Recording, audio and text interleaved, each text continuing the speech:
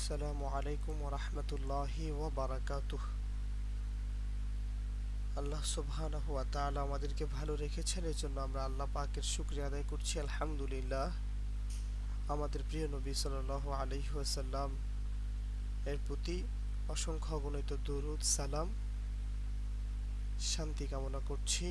আমাদের প্রিয় নবী হযরত মুহাম্মদ রাসূলুল্লাহ সাল্লাল্লাহু আলাইহি ওয়াসাল্লামের তারপর আমি অসংখ্য অগণিত দোয়া পাঠাবো। এই যে এশা আরবি শিখি যে বইটা যে যিনি লিখেছেন তাকে আমি অসংখ্য অগণিত সম্মান প্রদর্শন করছি। তারপরে আজকে আমি আমার যথার্থ ক্লাসটি শুরু করতে যাচ্ছি। তো প্রথমেই ভূমিকায় লম্বা কিছু না টেনে আমি আপনাদের সামনে সোজা চলে যাচ্ছি সামনের দিকে। যে দেখুন, এশিয়া আরবি বইয়ের একটা পার্ট হচ্ছে এটা, যেটা আপনার সামনে এখন বর্তমানে দেখা যাচ্ছে। এটাকে আরো বড় করে দেখাতে যদি যাই আমি, দেখুন যে এটা হচ্ছে যে কোরআন আর হাদিস, এটা হচ্ছে একটা বই। হ্যাঁ, কোরআন আর হাদিস, এটা কোরআন হাদিসকে বোঝানো হচ্ছে। তো এটা হচ্ছে তালা মারা। তো কোরআন হাদিসটা আসলেই তালা মারা থাকে, তবে এই তালাটা খুলতে হলে আপনাকে আরবি ভাষা শিখতে হয়। কি শিখতে হয়? আরবি ভাষা শিখতে হয়। যখন আপনি আরবি ভাষা শিখতে পারবেন তখন অবশ্যই আপনি ভালো কিছু করতে পারবেন ইনশাআল্লাহ। আর এই চাবিটা দিয়ে তালাটা খুলতে পারবেন ইনশাআল্লাহ। তো তাহলে আমরা দেখতে পাচ্ছি, ধন্যবাদ। তো দেখা যাচ্ছে যে আমাদের এখানে কিছু পার্ট আছে। যে দেখুন, এখানে আল্লাহ সুবহানাহু ওয়া তাআলার একটা কোরআনের আয়াত লেখক উঠিয়েছেন, ইন্না আনজালনাহু কুরআনান আরাবিয়্যান লাআল্লাকুম তাআকিলুন। নিশ্চয়ই আমি কোরআনকে নাজিল করেছি আরবি ভাষায়, লাআল্লাকুম তাআকিলুন, যাতে করে মানুষরা বুঝতে পারে। তো বাংলাটা যদি আমি পড়ি, নিঃসন্দেহে নাজিল করেছি আমি একে আরবি কোরআন রূপে, যেন বুঝতে পারো তোমরা। তো প্রথম অধ্যায়, এখানে প্রিয়তা আলেফ সম্পর্কে লেখক কিছু কথা বলেছে। এই কথাগুলোর গভীরতা কিন্তু অনেক বেশি। এই গভীরতাগুলো আমাদেরকে ধৈর্য সহকারে পড়তে হবে এবং বুঝতে হবে। তো আমি এটা পড়ে সময় নষ্ট করতে চাচ্ছি না। সম্মানিত আহ, ছাত্র শিক্ষার্থীবৃন্দ, আমার ভালোবাসার মানুষগুলো, আপনাদের প্রতি আমার কিছু নসিহত থাকবে, কিছু কথা থাকবে। যেটা হচ্ছে, আপনি আপনার সময় যতটুকু আপনি এখানে উৎসর্গ করবেন, এই সময়টুকু শুধুমাত্রই এই ক্লাসটার জন্য আপনি উৎসর্গ করবেন। এটা হচ্ছে আমার আপনার প্রতি আকুল আবেদন, এটা আপনার প্রতি আমার অনুরোধ। তাহলে আমি যদি একটা কথা সোজা সোজা করে বলতে চাই, দেখুন, যেই বিষয়গুলো মানুষ 1 ঘন্টায় শিখে, ওই বিষয়গুলো আপনাকে মাত্র 10 মিনিটে শেখার চেষ্টা করতে হবে। চেষ্টা করলেই কিন্তু আপনি সফল হতে পারবেন। আর আল্লাহর কাছে দোয়া করতে হবে। এখন আমি আপনাকে খুব শর্টকাটে কিছু বিষয় বোঝাবো। বোঝানোর পর আপনি আশা করা যায় প্রথম পার্টটা আপনার খুবই সুন্দর করে শেষ হয়ে যাবে ইনশাআল্লাহ। তো আমি আবারও বলছি, আপনি ক্লাসটা সামনে চালু করে দিয়ে মোবাইল টিপছেন, কম্পিউটারে ক্লাস দেখতেছেন, এদিকে মোবাইল টিপতেছেন, আম্মার সাথে কথা বলতেছেন, সরি, আম্মার সাথে কথা বলতেছেন, তারপর খাবার খাচ্ছেন। তো এইভাবে আসলে পড়ালেখা হয় না। দেখুন, সুকান্ত ভট্টাচার্য নামে একটা ব্যক্তিকে আমি চিনি। আম, যে লোক আসলে আলিম, অর্থাৎ এসএসসি এইচএসসি লেভেলের, মানে 12 ক্লাস, মানুষ যখন 12 বছর পড়ে তারপরে এক কবিতা লেখা হয়, কবিতা পড়ানো হয়। ওই জায়গায় 18 বছরের একটা বালকের কবিতা চলে আসছে। ওই কবিতা 18 বছর না, 21 বছরের পোলাপান এখন রিসার্চ করতেছে। তাহলে দেখুন, ওই ছেলের 18 বছর বয়সের কত সফলতা, আর আমরা কি করতেছি। দেখুন, বর্তমানে আমি যে কিতাবটা পড়ব, এই কিতাব না, আরো অন্য অন্য বড় বড় কিতাব রয়েছে, যে কিতাবগুলো যারা লেখক রয়েছে ওরা মাত্র 3 ঘন্টায় লিখে ফেলেছে। আর আমরা সেগুলো 3 বছর ধরে পড়েও ওই বইয়ের মর্ম এখন পর্যন্ত আমরা বুঝতে পারি নাই। তাহলে বুঝতে হবে যে আমাদের সময়ের যে গুরুত্ব, এটা আমরা সময়কে গুরুত্ব দিচ্ছি না। সময়টাকে গুরুত্ব দিতে হবে। এই কথাগুলো আজকেই বললাম, আর যেন কখনো বলতে না হয়, আর যেন কখনো শুনতে না হয়। সম্মানিত ভিউয়ার্স, আমি আমার পরিচয়টা তুলে ধরতে চেয়েছিলাম কিন্তু তুলে ধরছি না। আপনার যখন আমাকে ভালো লাগবে তখন আপনি সামনের ক্লাসগুলো দেখবেন, শিখবেন, আস্তে আস্তে আপনি আমার পরিচয় সম্পর্কে অবশ্যই অবশ্যই জেনে যাবেন ইনশাআল্লাহ। তার পূর্বে আমি আমার নামটা বলে রাখছি, আমি মোহাম্মদ আল আমিন, যার অর্থ হচ্ছে বিশ্বাসী। আল্লাহ পাক আমাকে যেন সারা জীবনের জন্য এই বিশ্বাসের মর্যাদা দেওয়ার মতো একজন ব্যক্তি হিসাবে কবুল করে, একজন আলেম বানায়। এইটা আপনাদের কাছে দোয়া চাচ্ছি।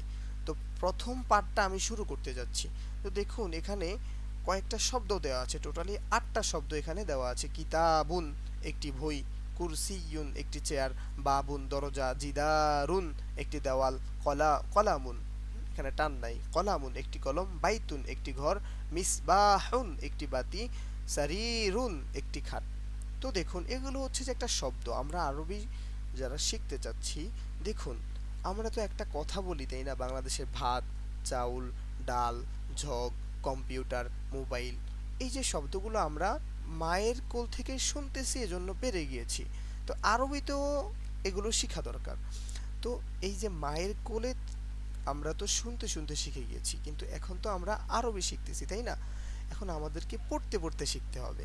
কিতাবুন একটি বই, কুরসিয়ুন একটি চেয়ার, বাবুন একটি দরজা, জিদারুন একটি দেওয়াল, কলামুন একটি কলম, বাইতুন একটি ঘর, মিসবাহ একটি বাতি, সারিরুন একটি খাট। তো এইভাবে আমাদেরকে সুন্দর করে একটা শব্দ মুখস্থ করতে হবে। মুখস্থ পড়ার পর এখন ধরুন আমি বলতেছি যে কম্পিউটার, তাহলে কম্পিউটার এটা হচ্ছে একটা শব্দ, কিন্তু আপনি যখন এই কম্পিউটার একটা কাছের কম্পিউটারকে বোঝাবেন, আবার একটা দূরের কম্পিউটারকে বোঝাবেন, তখন আপনি এটাকে কিভাবে বোঝাবেন, তাই না? তো অবশ্যই কাছের আরবিটা কি আর দূরের আরবিটা কি যদি আপনি এটা জানতে পারেন, তাহলে কিন্তু আপনি বলতে পারেন এই কলম, ওই কলম, বুঝতে পারছেন? এই কলম, সেই কলম, আপনি কিন্তু বলতে পারতেছেন তাই না। আমরা তো বাংলায় বলতে পারতেছি এই কলম মানে কাছের কলম, সেই কলম মানে দূরের কলম। হ্যাঁ, এই কলম মানে কাছের কলম, ওই কলম মানে দূরের কলম, বুঝতে পারতেছেন? তো আরবি তো এই আর ওই এটা কিন্তু আছে, ইহা উহা, এটি ওটি এটা কিন্তু আছে। তো এটাই হচ্ছে এটা। এই যে দেখুন, এই যে হাজা, এটার অর্থ হচ্ছে কাছের, এটার অর্থ হচ্ছে কাছের, আর জালিকা এটার অর্থ হচ্ছে দূরের। এটা একটু বুঝেন।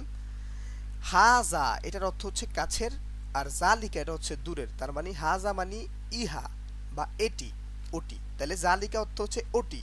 আবার যখন আপনি বলবেন হাজা অর্থ ইহা, জালিকা অর্থ হচ্ছে উহা, এভাবে অর্থটা আসতেছে। এবার দেখুন আমাদের কোরআন এবং হাদিসের মধ্যে দুই ধরনের শব্দ রয়েছে। কি শব্দ? একটা হচ্ছে পুরুষবাচক শব্দ, আরেকটা হচ্ছে মহিলাবাচক শব্দ, স্ত্রীবাচক শব্দ। তো ধরেন আপনি যে আপনার কোনো একটা শব্দকে এটা পুরুষবাচকের সাথে নিসবত করবেন, সম্পর্ক যুক্ত করবেন, তাহলে অবশ্যই আপনাকে পুরুষ পুরুষদের মতো করে বলতে হবে। হুম, তাহলে আমি যদি বলি এই পুরুষটা সুন্দর, তাহলে এটা মানতেছে এই নারীটা সুন্দর, এটা মানতেছে। তো এভাবে আমাদেরকে ভাবটা আমরা যে প্রকাশ করবো আরবিতে, এটা খুবই স্পষ্টভাবে প্রকাশ করতে হবে। তাহলে আমি বোঝাচ্ছি যে হাজা মানে এটা পুরুষদেরকে, মানে পুরুষ শব্দের নিকটবর্তী বোঝানোর জন্য, খেয়াল করবেন। হাজা কলামুন এটা হচ্ছে পুরুষবাচক শব্দ। এখন আমি মাঝখান দিয়ে একটু কথা বলি, এই কথাটা মাথায় ঢুকানোর চেষ্টা করতে হবে। আমি কিন্তু বলেছি যে সময়টা আমার এখানে টোটালি আমার জন্য উৎসর্গ করতে হবে। যে কলামুন এটা কি পুরুষবাচক শব্দ নাকি নারীবাচক শব্দ, স্ত্রীবাচক শব্দ নাকি পুরুষবাচক শব্দ, এটা আমাদেরকে প্রথমে জাস্টিফাই করতে হবে, বের করতে হবে। তো কিভাবে বের করব? সহজে বুঝিয়ে বলছি। কোনো শব্দের শেষে যদি গোলতা থাকে, হুম, গোলতা থাকলেই ওটা নারীবাচক শব্দ। এটা বুঝতে পারছো তো তুমি? এটা বুঝতে পারছো তো? আবারও বলছি, কোনো শব্দের শেষে যদি গোলতা থাকে তাহলে ওটা হচ্ছে নারীবাচক শব্দ। তাহলে এবার এই দেখো তো, এখানে কি একটা শব্দ কি নারীবাচক শব্দ আছে? কোনো শব্দের শেষে কি গোলতা আছে? নাই। তো তাহলে এখানে হাজা হবে, কারণ এটা হচ্ছে নিকটবর্তী পুরুষবাচক শব্দের জন্য ব্যবহার করা হয়, কারণ এগুলো পুরুষবাচক শব্দ, এগুলো তো নারীবাচক শব্দ না। কিভাবে বুঝলাম? শেষে গোলতা নাই। তাহলে খেয়াল করো, তাহলে হাজা কিতাবুন এটা একটি কিতাব। আবার যখন এই জালিকা দিয়ে পড়বো, জালিকা কিতাবুন ওটি একটি কিতাব। তাহলে হাজা কিতাবুন এটি একটি কিতাব, জালিকা কিতাবুন ওটি একটি কিতাব, হাদা কিতাবুন ইহা একটি কিতাব, জালিকা কিতাবুন উহা একটি কিতাব। সুন্দর না? তো এইভাবে পুরুষবাচক যতগুলো শব্দ আছে এখানে সবগুলোই পুরুষবাচক শব্দ। এগুলো আপনাদেরকে একটু বুঝে বুঝে পড়তে হবে। তাহলে এখন এই যে এখানে এতগুলো দেওয়া আছে, লেখক অনেক কষ্ট করেছে। তো এইগুলো বুঝতে গিয়ে এত টাইম আপনাকে নষ্ট করা যাবে না, কারণ টাইমটা, সময়টা আল্লাহর দেওয়া সবচেয়ে বড় নিয়ামত। এই যে এখানে উনি ছাত্রদেরকে বোঝানোর জন্য বলছে, দেখুন এই যে দরজাটা দেখছেন, দরজাটা কাছে, এই জন্য হাদা ব্যবহার করা হয়েছে, আর এই যে বাতিটা দূরে, এই জন্য জালিকা ব্যবহার করা হয়েছে। তাহলে আমরা কি বুঝতে পারলাম? পুরুষবাচক শব্দের ক্ষেত্রে, মানে আরবি ভাষায় যেই শব্দগুলোর শেষে গোলতা নাই, ওই শব্দগুলোর ক্ষেত্রে যখন আপনি কাছে দূরে বোঝাবেন, কাছে বোঝাতে গেলে ওই শব্দটার পূর্বে আপনি হাজা বসাবেন, আর দূরে বোঝাতে গেলে ওই শব্দটার পরে পূর্বে আপনি জালিকা বসাবেন। তাহলে আপনি এবার দেখুন তো, কুরসিউন শব্দটা তো চেয়ার, তাহলে এখন আপনাকে যদি আমি বলি জালিকা কুরসিউন, তাহলে মানে কি? ওইটা একটা চেয়ার, ওইটা একটা চেয়ার। আর যদি বলি হাদা কুরসিউন, এইটা একটা চেয়ার, কাছেরটা বোঝাচ্ছে। তো তাহলে এগুলো সবগুলো আপনি দেখে ফেলবেন। আমি কিন্তু এগুলো সবগুলো পড়িয়ে দিয়ে দিয়ে, যেমন হ্যাঁ, জালিকা কুরসিউন, এটা একটা চেয়ার, হাদা বাইতুন, এটি একটি বাড়ি, জালিকা বাইতুন, ওটি একটি বাড়ি, এভাবে কিন্তু আমি পড়াতে পারি, সময়টা নষ্ট করতে চাই না। এবার দেখুন, তাহলে আমি কিন্তু আপনাকে বলছি যে যখন এই যে দেখুন এই শব্দগুলোর দিকে তাকান, যে মাদ্রাসাতুন শেষে গোলতা আছে, হ্যাঁ, মিস্তরাতুন শেষে গোলতা আছে, দেখতে পাচ্ছেন? সাব্বুরাতুন, এখানেও শেষে গোলতা আছে। যখন গোলতা থাকবে তখন ওই শব্দটাকে নিকটবর্তী নাকি দূরবর্তী বোঝানোর জন্য আপনাকে বোঝাতে হবে হাজিহি তিলকা। এই যে দেখুন এখানে আছে। তাইলে নারীদের ক্ষেত্রে আপনি যখন বুঝাবেন, তাহলে হাজিহি তিলকা, হাজিহি মানে এটা, আর তিলকা মানে ওটা। তবে এই এই হাজিহি আর তিলকা বোঝানোর জন্য ব্যবহার করতে হয় নারীবাচক শব্দদেরকে বোঝাতে গিয়ে। তার পুরুষদেরকে বোঝাতে গিয়ে হাজা জালিকা, তাহলে হাজা কলামুন, এটা একটা কলম, জালিকা কলামুন, ওটা একটা কলম। আর এই যে হাজিহি, হাজিহি দ্বারা যখন বুঝাবেন, তাহলে হাজিহি মাদ্রাসাতুন, এটা একটা মাদ্রাসা, কাছেরটা বোঝাচ্ছে আর কি। তিলকা মাদ্রাসাতুন, ওটা একটা মাদ্রাসা। তো এইভাবেই কিন্তু এই ক্লাসটা শেষ। প্রথম পার্টটার মধ্যে এই কথাগুলোই বোঝানো হয়েছে। তো আপনি দেখবেন এই যে আস্তে আস্তে, এই দেখুন হাদিহি মাদ্রাসাতুন, এটা একটা মাদ্রাসা, তিলকা সাব্বুরাতুন, এটা একটা ব্ল্যাকবোর্ড, এভাবে শেষ করতে হবে।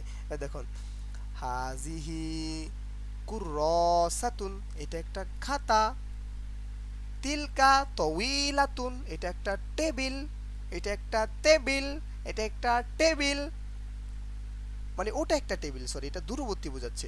আর হাজিহি কুরসাতুন, এটা একটা খাতা। তো এইভাবে কাছে দূরের শব্দগুলো আমরা বুঝাতে পারি। সম্মানিত শিক্ষার্থীবৃন্দু, তো এখন দেখুন আমাদের এখানে আবারও কয়েকটা শব্দ দেওয়া হয়েছে। এখানে কয়েকটা শব্দ দেওয়া হয়েছে। এই শব্দগুলোটা আমি যদি জাস্টিফাই করি, যখন তো কি লিখছে, কুফলুন, এটি একটি তালা, একটি তালা, সুন্দুকুন, একটি বাক্স, মিজল্লাতুন, একটি ছাতা। তাহলে এবার আমি যে তিনটা শব্দ পড়লাম, তিনটা শব্দের মধ্যে কয়টা মুয়ান্নাস আছে বলেন তো? মানে নারীবাচক শব্দ কয়টা আছে? এই যে একটা আছে, তাই না? একটা আছে না? একটু বলেন তো, একটা আছে কিনা? আবার দেখুন এই যে আরেকটা আছে। তাহলে প্রথম দুইটা হচ্ছে পুরুষবাচক, পরের দুইটা হচ্ছে নারীবাচক। এবার এখানে প্রথমটা হচ্ছে পুরুষবাচক, পরেরটা নারীবাচক, পরেরটা নারীবাচক, পরেরটাও নারীবাচক। এখন এখন তো আমরা শিখলাম যে এটা একটা কলম, ওটা একটা কলম, এটা এটা বলা শিখলাম, তাই না? এখন শিখবো যে প্রশ্ন করা, এটা কি, ওটা কি। আমরা যখন প্রশ্ন করব, এখন কোনো স্ত্রীবাচক শব্দ দেখলাম, আমরা বুঝতে পারলাম যে এটা স্ত্রীবাচক শব্দ, কিন্তু কাউকে বলতেছি যে আসলে এটার নাম কি। যখন আমরা জিজ্ঞেস করব, বুঝলাম যে এটা পুরুষবাচক শব্দ, কিন্তু আসলে এটার নাম কি যখন আমি জানতে চাইবো, তখন আমাকে মা অর্থ কি বুঝতে হবে। তাহলে মা হাজা, এটা কি, মা হাজিহি, হুম এ মা হাজা কলামুন, মা হাজা। যখন কোনো পুরুষবাচক শব্দের প্রশ্ন করা হবে, ধরেন আমি এক জায়গায় একটা কলম দেখলাম, এখন আমি জিজ্ঞেস করলাম, জানি না এই কলমটার নাম যে কলম, তা আমি প্রশ্ন করব মা হাজা, এটা কি? এটার উত্তরটা হবে কি? হাজা কলামুন, এটা একটি কলম, তাই না? আবার ধরেন আমি একটা মাদ্রাসা দেখলাম, মাদ্রাসা দেখার পর আমি জানি না যে এটার নাম মাদ্রাসা, তো আমি জিজ্ঞেস করলাম মা হাজিহি, এটা কি? তো মানুষ বলবে, উত্তরে বলবে হাজিহি মাদ্রাসাতুন, হাজিহি মাদ্রাসাতুন, এভাবে। এবার যদি দূরেরটা হয়, তাহলে দূরের একটা কলম দেখলাম আমি, কিন্তু কলমটার নাম আমি জানি না, তাহলে আমি যদি কাউকে জিজ্ঞেস করি মা জালিকা, ওটা কি? তখন সে বলবে জালিকা কলামুন, ওটা হচ্ছে একটা কলম। আবার যখন আমি অনেক দূরের একটা মাদ্রাসা দেখব, কিন্তু আমি নাম জানি না, তখন আমি কি বলবো? মা তিলকা, ওটা কি? ওটা কি আসলে? উহা কি আসলে? তখন কেউ যে জানে সে আমাকে উত্তর করবে তিলকা মাদ্রাসাতুন, এটা, ওটা একটা মাদ্রাসা, ওটা একটা মাদ্রাসা। তাহলে আজকের পাঠ থেকে আমরা, এই দেখুন, মা হাজা, মা হাজা, এটা কাছের জন্য জিজ্ঞেস করছে, মা হাজা এটা কি? তাহলে আপনি যদি বলেন হাজা কিতাবুন, এটা পুরুষবাচক শব্দ। হুম, দেখুন, মা জালিকা, ওটা কি? তাহলে জালিকা কলামুন। মা হাজিহি, এটা কি? তাহলে হাজিহি দ্বারা মানে কোনো নারীবাচক শব্দ অ্যান্সারে আসবে কিন্তু। তাহলে দেখুন, হাজি মিস্তারতুন, দেখুন, মা তিলকা, তিলকা সুবুরাতুন, এভাবে উত্তর আসবে। তো এই যে এই ছবিগুলো দেওয়া আছে, ছবিগুলো শিখতে হবে। আমাদের সামনে দ্বিতীয় পাঠ চলে আসছে, প্রথম পাঠের মতো আজকে শেষ, আলহামদুলিল্লাহ। তাহলে আমাদেরকে আজকের এই পাঠ থেকে আমি সর্বশেষ যে কথাগুলো বলবো, কথাগুলো হচ্ছে আপনি বইটা ভালো মতো পড়বেন, যে কয়েকটা পেজ দেখালাম এগুলো পড়বেন। এবং শুধুই যে এখানে কয়েকটা শব্দ দেওয়া আছে এগুলো না, আপনি অনেকগুলো পড়বেন। হাজা কিতাবুল হাদিসে, তারপরে আপনাকে যদি বলতাম মা হাজা, ধরেন আমার টেবিলের সামনে একটা কিতাবের বই আছে, যেমন এটা হচ্ছে হাদিসের কিতাব। দেখুন কেউ যদি বলছে মা হাজা,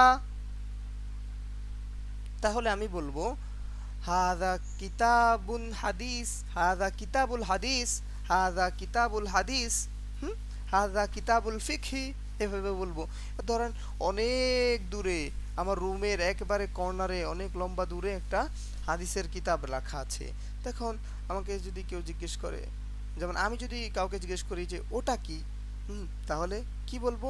তিলকা মা, হুম, আমি তাহলে কি বলবো? মা তিলকা, ওটা কি?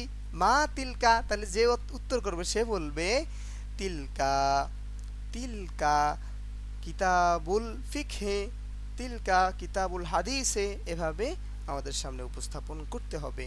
তো ভিউয়ার্স, যতক্ষণ সময় আপনি উৎসর্গ করলেন এই সময়টা আপনার খুবই মূল্যবান সময়। সেজন্য আপনাকে আমি আবারও বলছি, আপনার জীবনটাকে এগিয়ে নেওয়ার জন্য, আল্লাহর দেওয়া সময়টাকে বাস্তবায়ন করার জন্য আপনাকে অবশ্যই অবশ্যই অনেক সুন্দর করে বিষয়গুলো বুঝতে হবে, বোঝার চেষ্টা করতে হবে। আপনি চেষ্টা করবেন যে এই ক্লাসটা যে আপনি দেখলেন, এই ক্লাসটার রিভিশন দিতে গিয়ে যেন আপনার 5 মিনিটের মধ্যে রিভিশন হয়ে যায়। মানে এটাই হচ্ছে মেধাবীদের কাজ, যারা সময়কে গুরুত্ব দেয় এবং কোনো কাজ মেধা খাটিয়ে চেষ্টার সাথে খুব দ্রুত হাসিল করতে পারে। তো ভিউয়ার্স, আজকের মতো আপনাদের কাছ থেকে বিদায় নিলাম। অবশ্যই সামনের দিকে সম্পূর্ণ বইটা শেষ করাবো ইনশাআল্লাহ। তো একটা একটা করে পার্ট চলে আসবে সামনের ক্লাসটা আমাদের, এই যে দারাসাতুস সানি, হুম, আর দারসুস সানি, এই সম্পর্কে দ্বিতীয় পাঠ সম্পর্কে ক্লাসটা হবে ইনশাআল্লাহ। তো আজকের মতো এতটুকুই, ভালো থাকবেন, সুস্থ থাকবেন। আসসালামু আলাইকুম ওয়া রাহমাতুল্লাহি ওয়া বারাকাতুহু।